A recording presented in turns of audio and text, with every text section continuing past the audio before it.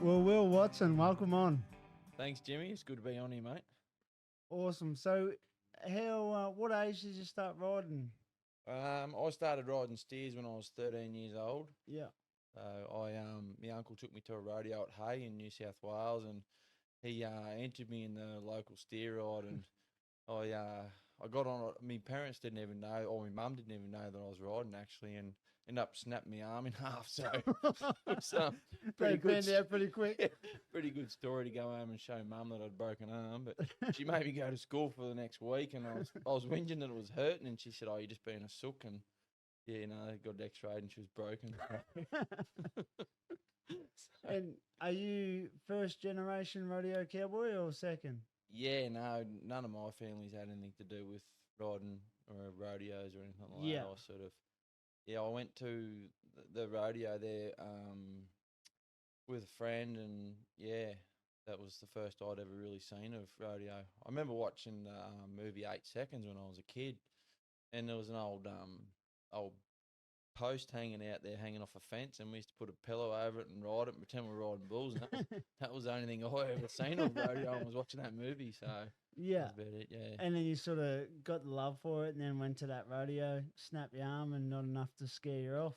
Yeah, it was one of those things. Like I was a pretty wild young kid when I was sort of young and that. Like I lost my dad when I was real young, and I sort of didn't quite fit in at school and a lot of things, and I was sort of looking for something that I really loved doing, and played footy and basketball and done a lot of sports like that, but it just never quite stuck with Didn't me. have And that then love for it. yeah, and then I sort of went to that rodeo and got on that steer, and that was me done. It was yeah, get that out of me now. So, what did your dad pass away from? My dad had cancer. He was diagnosed in 1998, Yeah. Easter, and then he died in August. So Oh, shit. yeah, so he was a pilot. Yeah, so we grew up in Bendigo, and then we moved to Swan Hill, and we got there, and about 4 months later he died. So Yeah, wow. yeah, so And you've been based around Swan Hill since then? yeah. Well, I was there until I think I was about 15 or 16, and I decided to move down to Ron Woodalls, and I went and lived down there on and off. I think I was down there for about 10 years, and yeah, made myself at home. But yeah, no, I was pretty much part of the family down there. Ronnie and Edna, they looked after me, and yeah, that sort of down there, it felt more like home than up in Anywhere Swan Hill and else. that. Yeah, so Yeah. And like you said, when you're growing up, sort of not feeling like you're fitting in and that, and then you found it, and then found a family that you yeah, fat in with, and then yeah. It was one of those things that like it's pretty tough growing up when your dad dies and you're pretty young. And well, we grew up on the farm out there in Swan Hill, and it was pretty rough sort of place. No windows in some of the windows, and you could see the dirt floor through the floor, and we sort of like we done it pretty tough and that. And yeah, it was actually quite embarrassing really. But then when I found riding bulls, and I went down to Woodalls, and like that's probably one of the most prettiest places in Australia. And, yeah, like I'd moved in with the royal family. moved down to paradise. Yeah. So, The emissions getting on bucking bulls. yeah. What do they say? Spend a small fortune to live like a carny. I got Owen Dunn told me a good saying. He goes, "Do you know what makes a good bull rider? Too too lazy to work and too scared to steal." Owen Dunn, we got Earls with Kai Hamilton in Mackay there last year, and when he come home there before the final, or 2 year ago before he come home for the finals, and we'd been out. It was about 3 o'clock in the morning. And Owen rang buddy Kai on his phone, and I won't mention what Troy said when we told him. Owen rang us, but He's a loose old bugger, good fella. oh, Ripper, yeah, Owen and Troy, yeah, they're a good family, eh? So when you started riding steers, how long were you in riding steers for? Yes, started riding steers when I think I was 13, and then I started riding bulls when I was 15, 16. Went on to second division bulls, and that was when I moved down to Woodalls. And then I think I started riding open bulls when I was maybe 16 or 17 as well. So Yeah. it was kind of it was one of those things. When I moved down to Woodalls, Jack Woodall was still riding, and there was a lot of guys that were, most of the guys down there were all open bull riders, and I was just this wild young kid that, you know, I'm pretty competitive, and when I moved down there, I didn't want to be that little kid that was, you know, riding those shit little bulls. I want to be up there with them guys, and Yeah. it was kind of good because it really pushed me to try and get to that level. Mm. But then again, it was probably a bit of a downfall because, you know, you're trying to get on bulls that were too good for you, and Yeah. sort End of, up getting hurt. And yeah, sort of, it holds you back a little bit. If I had my time again, I probably would have been a little bit more patient rather than trying to rush things.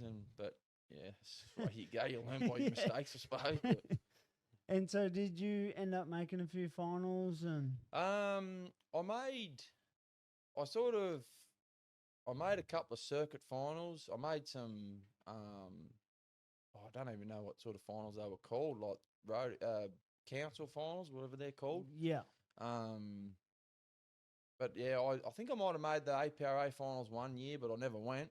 yeah. I sort of, yeah. From the stairs in the bulls, and then how long you still riding bulls now?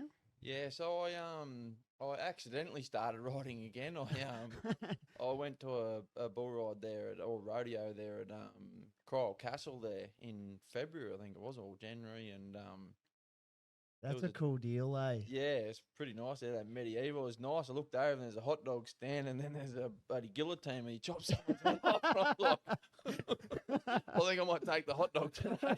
Is that why you stayed on? Because you knew which way you're going? Yeah, so I turned up there, and there was a turnout bull, and he's a pretty rough little out of line little bull, old Dynamite of Woodalls. And I said to Ronnie Woodall, I said, well, if the bloke's not turning up, I said, can I get on him? And he said, yeah, as long as you pay entries, that's fine, you can get on him. So anyway, I had my gear bag in the car, and as I do, I go everywhere with my gear bag, and I don't know why, but it's just a habit. Anyway, and I remember getting ready there, and one of the young fellas walked past, and he said, oh, you getting on one, you old bastard? I said, yeah, the old bastard's getting on one. I'm going to still kick your ass. Anyway, yeah, so I got on, ended up getting second, and yeah, so since then I've done 4 shows, I think. I've ridden 3 from 5, so... Yeah, grouse. Yeah, probably riding better now than I did when I was riding. That was probably one of the best piece of information off someone that I got was off you. You're telling me about going there and then pretending you weren't going to get on. Yeah. Like have your gear bag there and just roll it in like, oh, I'm not getting on today. Yeah. Or that, just to take the pressure off. Yeah. Because like practice bends, I was getting on bulls, I was riding them good, and then I'll go to a rodeo and I'm all stiff and I just want to do good so hard that I'd end up getting one jumped because I want to do so good. And then as soon as I started rocking up, nah, I don't think I'm getting on today. Yeah. Blah, blah. Then I'm like, just get on. Yep. And then all of a sudden stuff started happening to me because I took all that pressure of wanting to do so good. Yeah, I think the biggest thing, I used to find, like I'd get on lots and lots of bulls at Ron's when I was living down there, and I could get on one bull and ride in the practice pen a week before and then draw it at the same show, a week later and fall off it. And I couldn't work out what was going on, but what it was I was just putting too much pressure on myself that, you know, I had to go to this rodeo and I had to win. And it wasn't until sort of later on down life I spoke to Troy Dunn about it, and Troy said, he goes, that fear of failure and putting too much, that perceived pressure of putting too much pressure on yourself that you have to win, and that's the end, that, you know, it's everything in the world because you want it so much. And it actually goes against you. And it wasn't until I sort of got to the stage where I just had to tell myself that I just didn't care. Yeah. And it was the only way I could get it to work. And I remember one time I went to a rodeo like I did at Ballarat, and I wasn't even entered, and there was a turnout, and I just got on this bull and rode it. And I was like, that might be the secret. Just act like you're not getting on one and you just don't care. Because really you do, and you put everything into it all week, and it means everything to you in the world. But, you know, you put too much pressure on yourself, and it actually goes against you. And they do say that trying too hard has wrecked more athletes in any sport than not caring. Not at all. I don't know how that works, but yeah. Because like I've just recently been doing these bull throttles. Yep. And they're just a full paid gig. You come get on your two head. Yep. Like there's no winner, there's no loser. Yeah. Everyone's sort of just paid. It's to make a good show. You do like 5 bulls, then freestyle motocross, then back in the bulls, and they sort of run it through. Yep. And I started doing them and just riding good. Yeah. And because like you rock up, you get paid, like, and you're just getting on bulls, because I get on bulls for fun. I enjoy doing it. That's right. Yeah. So there, you're just doing what I do anyway in front of a crowd. Yeah. Because there's no pressure of I need to ride it to win or I need to do good to make finals. Yeah. You sort of come there and then it sort of everything changes, and it's amazing the difference it makes. Yeah. Well, I remember Troy telling me that when he went to America, he was making a heap of short rounds and he was falling off bulls that he knew that he should have rode, and he got to the point where he just said, "Fuck it." Once me chaps go on, that's it. I don't care anymore. It's getting your head jumped on, get hurt. I don't care. I just, let it hang. Yeah. And that's what he said. It turned him around was, just having that attitude of that. And yeah, there must be something in it because he was the best in the world. Yeah. Well, he's one of 2 Australians that have a gold buckle. So yeah, the only one is just recent, which is Kai Hamilton. Yeah, no, 2 boys from Mackay. Yeah, must be something in the water. Something in the water, yeah.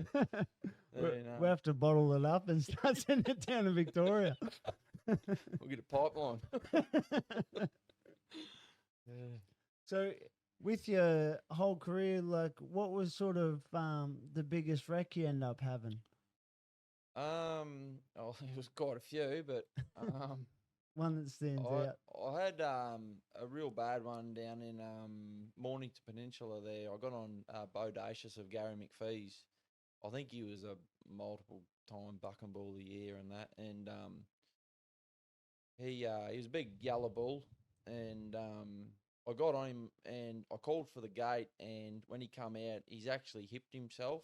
And when he hipped himself, he sort of pulled me down over his head and knocked me out. And when I was out, I sort of fell off underneath him and his feet have stood on me and actually ripped pretty much that side of my face off and my ear and then, once he sort of, I was on the ground, he was sort of like he was heading out to get out the let-out arena, and the bullfighters actually come in and grabbed him and dragged him back over top me, and he's given me another hooking, and while I was out cold, like I hadn't had enough, and so I spent a couple of weeks in hospital there, and I think they put 70 stitches in me face and my ear, like my ear was literally hanging off.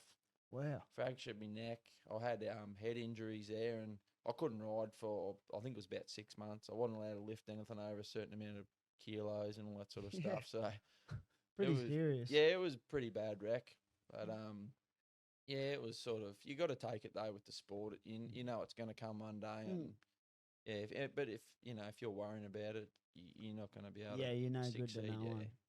It's going to happen, and you just got to take it like a man, and How did you go coming back from a wreck like that? Well, I decided to put a helmet on after that, and when I started back after that, actually, I really dedicated myself to hitting the gym, and I said to myself, if I'm going to do this, I'm going to do it at 110%. And that year, I think it was that next year that I came back, I ended up winning the RSA title, and you couldn't throw me off.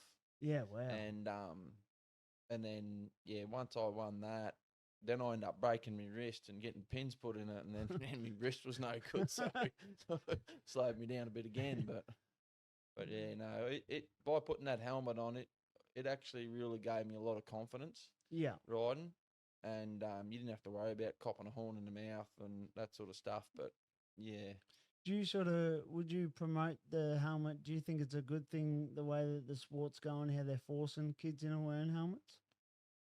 I think it comes down to the individual. Yeah. I think that if it gives you confidence and you feel like you're going to ride better with a helmet, then wear one.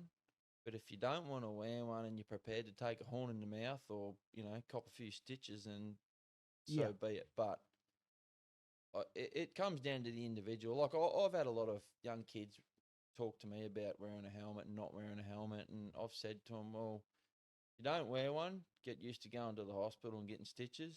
And if you do wear one, then,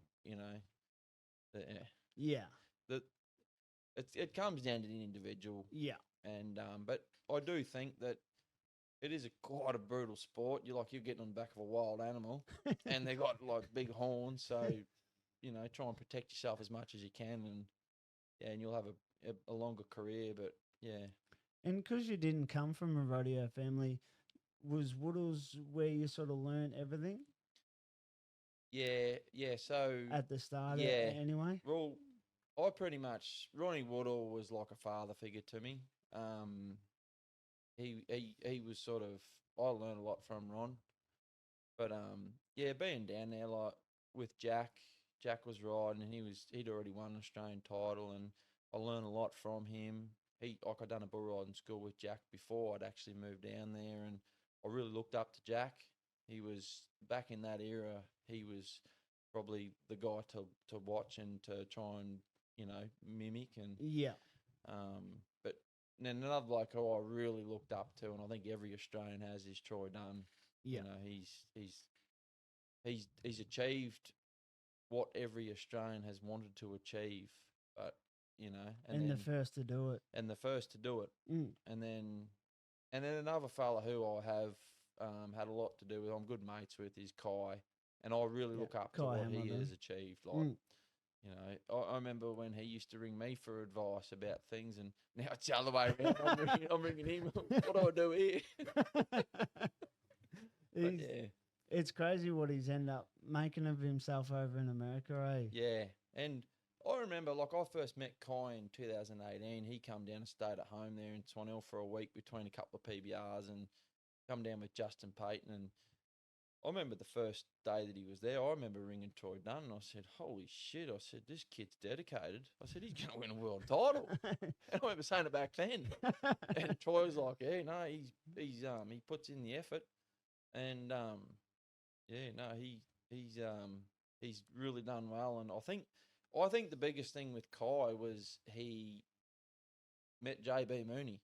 Yeah. Because he was too serious. He wanted it too much. He was too down the line. I remember saying to him, you need to relax, mate. Go and have some fun. So like we spoke about before, there was so much pressure. Yeah.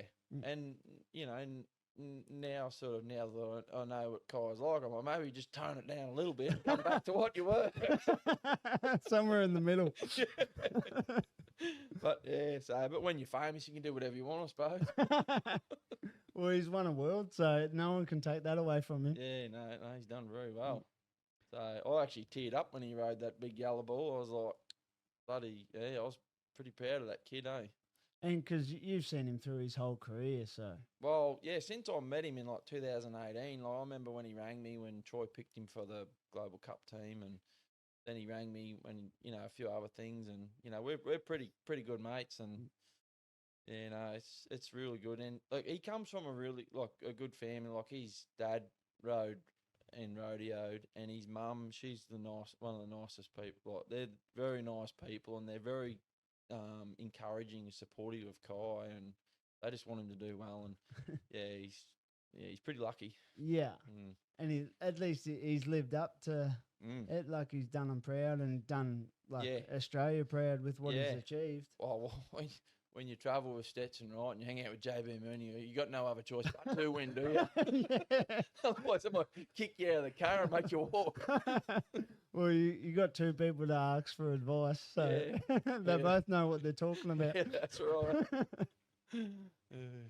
So with your, you end up doing a lot of your training stuff, like since you rodeoed for a long time, then you had a little time off, did you? Yeah, so I got involved with the Global Cup, the PBR Australia Global Cup team with Troy Dunn when it started in 2018.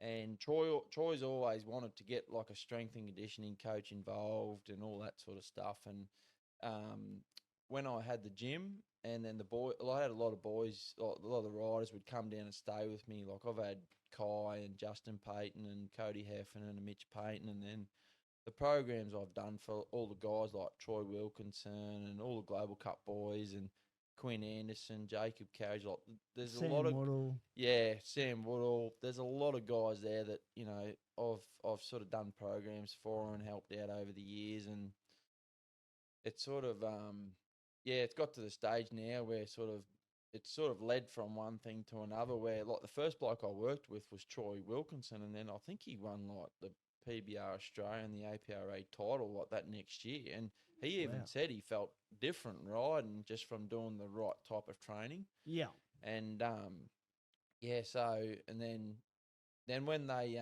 so I started training Troy. I think that was about 2016 or 17. And then 2018, I was involved with the Global Cup team, and then I was meant to go to Colorado in the USA when they opened that PBR Performance Center with Antoine Burton, and but I couldn't get over there because I had the gym at home. I just couldn't get away. But then I went back over there in 2020 for the Global Cup when the boys ended up coming second, I think, to USA. Yeah. And then Antoine invited me to go up there for the combine when they started the teams deal. But I never ended up getting up there. I ended up coming back home, and And if someone's interested in doing a program, what's your, is it Rider 8? Yeah, so Pro Rider 8, I've sort of started that with good mate of mine, Adam McNamara, his wife, Liv.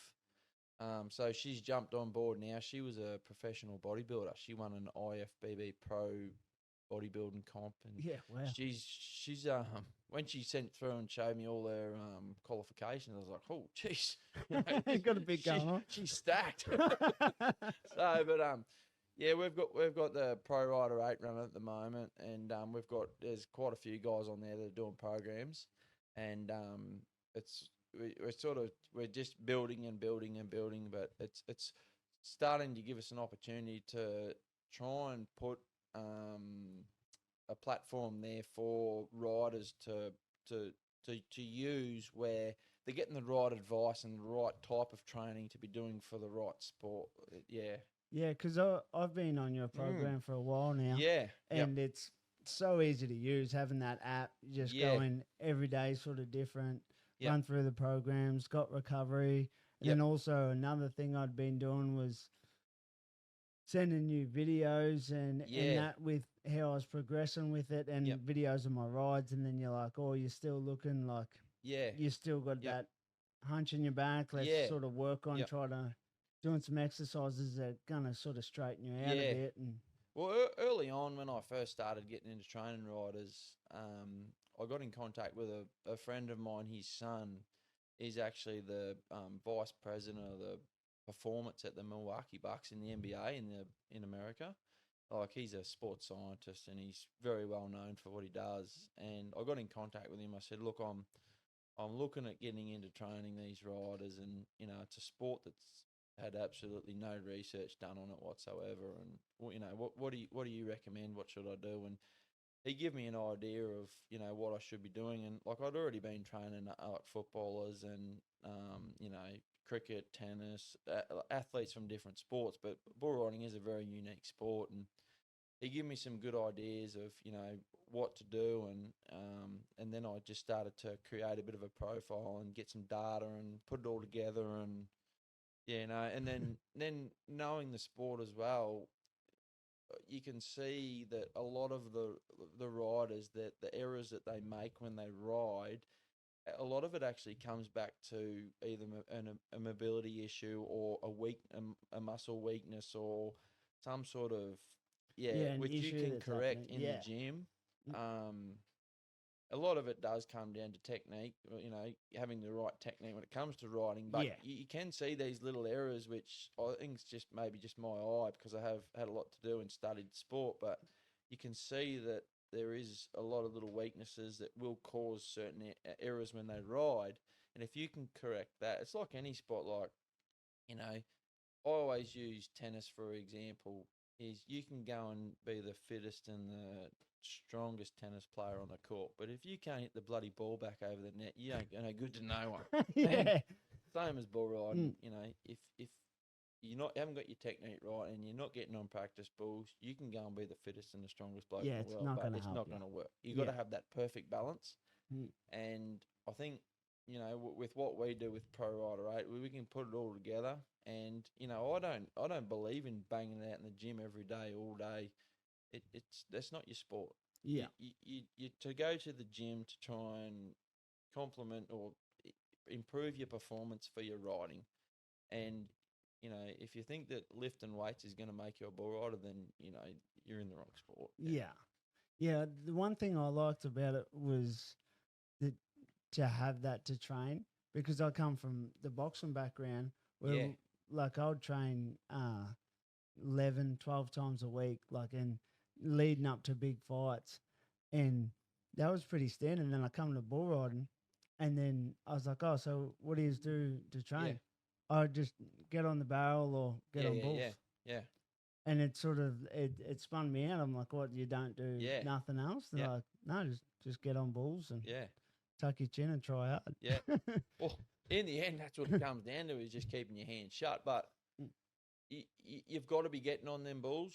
And I use Kai as a perfect example. Like I said to him the other day, we were talking about bull riding and stuff like that. And I said, about training in the gym. And it's like any sport, you've got to be able to do what you do in competition. And if you're not getting on bulls, then your timing's going to be up to shit. It doesn't work. It's like if you're riding horses and you don't ride a horse, and how are you going to ride a horse? Or any sort of sport, But you got to do what you're doing in the sport. But this is just a thing to like enhance it or just help you. Because that was one thing I asked Doug. I said, what would have you done different in your career? Yep. And he said, if I known what I know now about training and taking care of yourself and doing bits and pieces, he's like, I probably could have had a lot better career if I implemented that. Whether he would have went on to what he wanted to do or not is different, but he goes, he definitely thinks it could have enhanced his career and made him have a longer career with less injuries. Yeah, and that's the biggest goal with training in the gym. It's to improve your performance and prevent injuries. And that's all it's there for. You can't expect any more than for it to improve what you do in competition. Yeah. And if it does prolong your career, then why not do it? Exactly. So we'll take a quick little break and then we'll get back into it. So back when you were riding, like Jack Woodall was still riding, and Brian Duggan, and what other sort of names were sort of other fellows you were competing in? That was sort of a bit of a glory year in Australian rodeo anyway.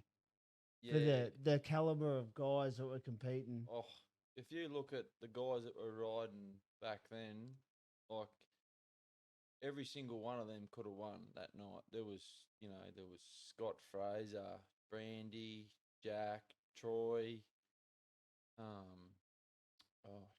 Lindsay Friend, Steve Fez Atkins, Chris McPhee, Grant Wells. Like it was stacked. Yeah. And like I remember being this young kid coming through, and I feel like it wasn't who had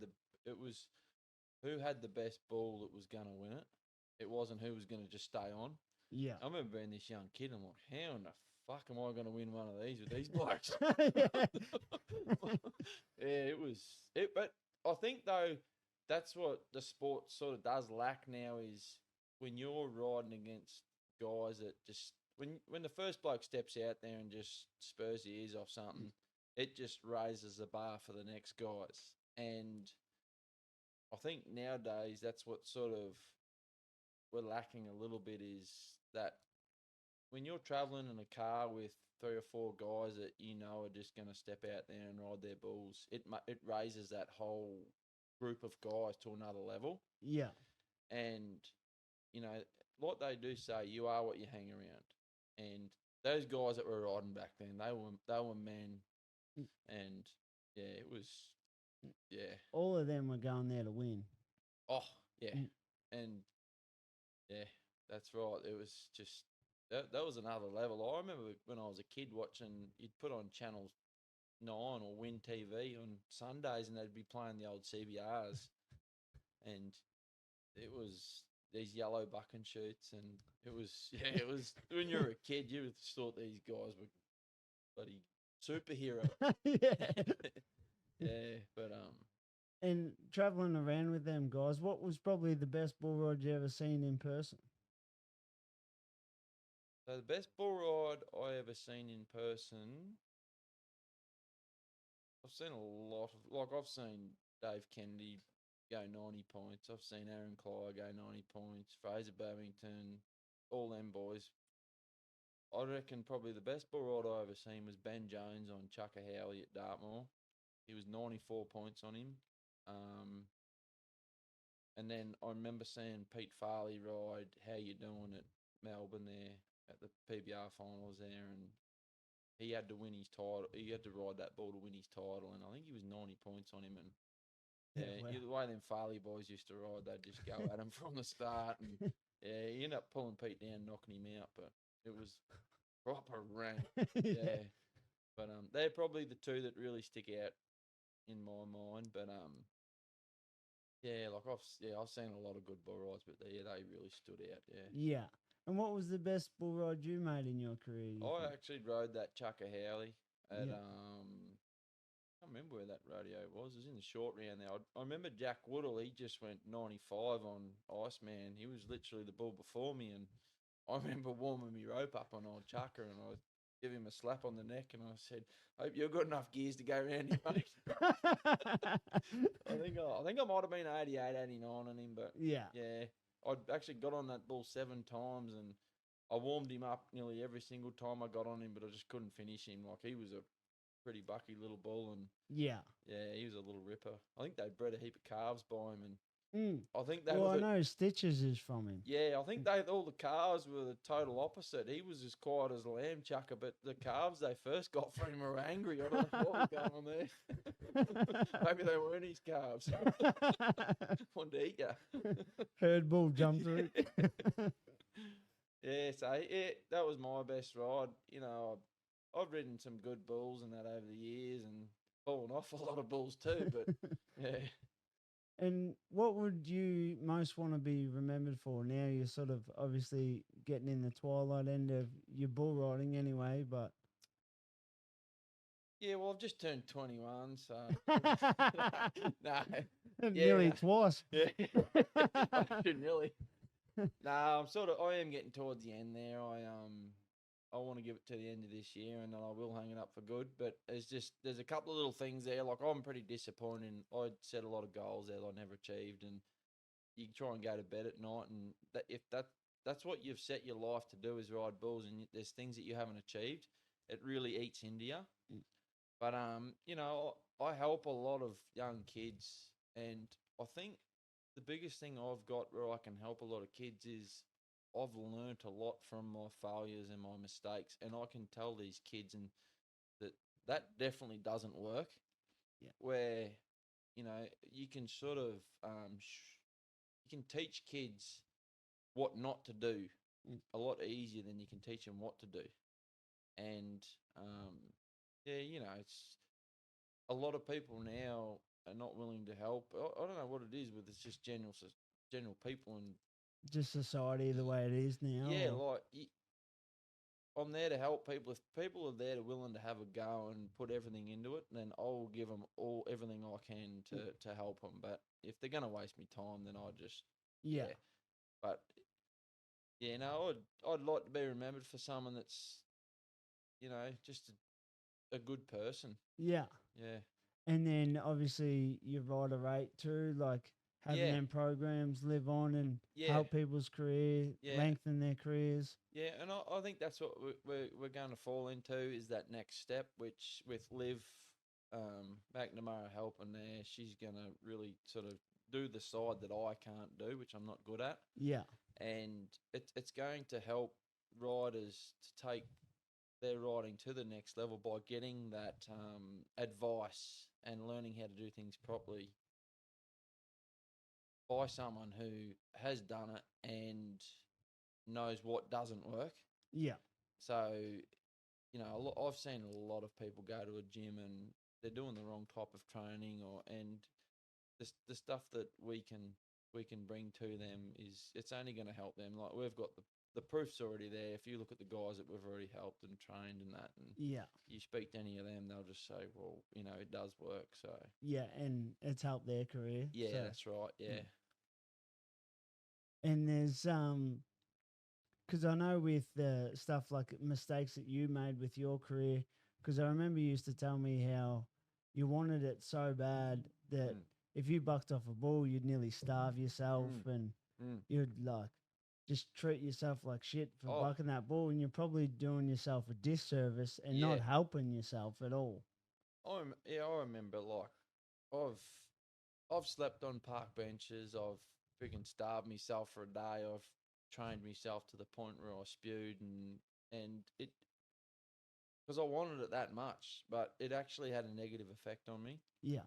And because that's all I had was, I was a kid that had nothing growing up, and bull riding was everything I wanted, and I wanted it that much that it was do or die. And to me, it was like if I don't get what I want, it's the end of the world. Yeah. And it put so much pressure on me, and I got to the stage where like I was that hard on myself, and I've had that many like Ronnie Woodall and Troy and a lot of people have said to me, "Geez, like you got to lighten up, like taking all the fun out of it." Yeah, like you wouldn't even treat your dog like that.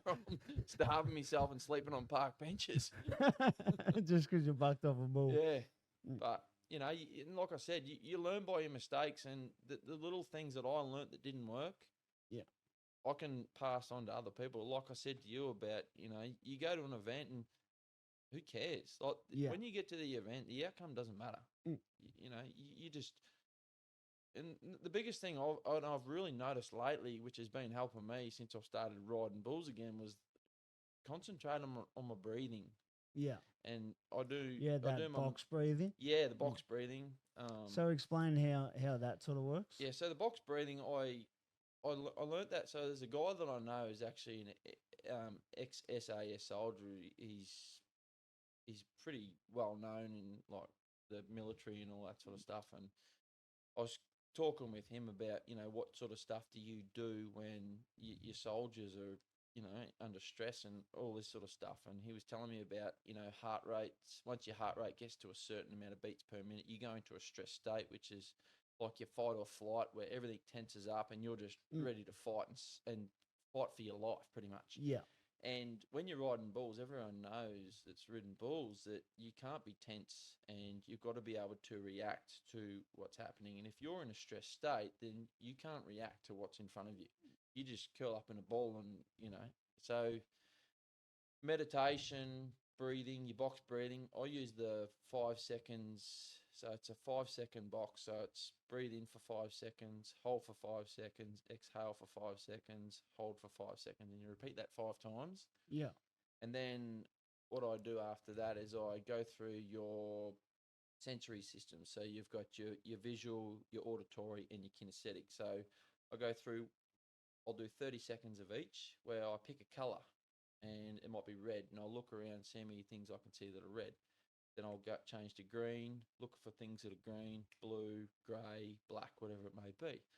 What it does is when you actually do this breathing technique and then you start to really focus on certain things, it brings you back to the present moment, which is the here and now. And if you hear a lot of really good athletes talking about mindfulness and all, that sort of training, it brings you back to the present moment. They say that you can achieve anything when you are in the present moment. You're not worried about what happened 5 minutes ago, and you're not worried about what could happen in 2 minutes. You're just currently in the present moment, and that's where they reckon the magic happens. So, yeah. Yeah, wow. Yeah, I'd never heard that about the colours. So I do 30 seconds of colours, and then I'll do 30 seconds of hearing, all the different things I can hear, and then I'll do smells, whether I can feel the breeze, all the different things I wow. can smell. And it really does. It brings you back to the present moment. I had a young kid the other day who's doing the programs. He said to me, "Look, I'm getting a little bit nervous before I ride." And I said, "Well, do your box breathing. Do 5 rounds of that." I said, because what the SAS they teach their soldiers is when they're being fired at, if they start to get a little bit stressed, to go back to their box breathing. What does, it calms everything down so they can really focus on what they're doing. And then once you do your sight, your hearing, and your feeling, and then it brings everything back to the present moment, and it does work. And wow, it's crazy. I'll have to try it. Yeah, no, give it a go. Well, it's been awesome having you on, Will, and thanks for coming down. No worries. Thanks, Jimmy. No worries. Good. Thanks, buddy.